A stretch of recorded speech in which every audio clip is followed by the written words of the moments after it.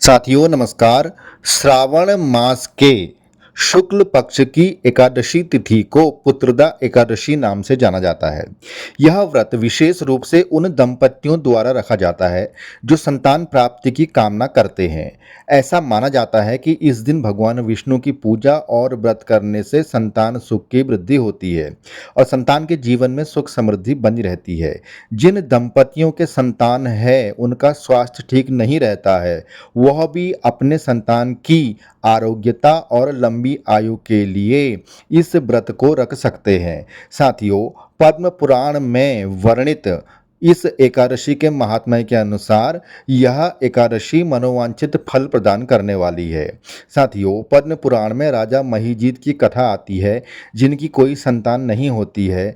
तब सब ऋषिगण महर्षि लोमश जी से मिलकर के इस बारे में विचार करते हैं और महर्षि लोमश कहते हैं कि पूर्व जन्म में किसी पाप के कारण राजा को संतान नहीं है।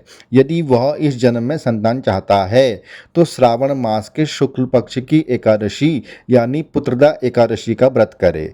ऐसा सुनकर प्रजाओं ने मुनि को नमस्कार किया और नगर में आकर के राजा को पुत्रदा एकादशी के व्रत का विधान बताकर उसका अनुष्ठान किया तथा विधि पूर्वक जागरण भी किया। इस प्रकार रानी गर्भ धारण करके और प्रसव का समय आने पर एक बलवान पुत्र को जन्म देती है।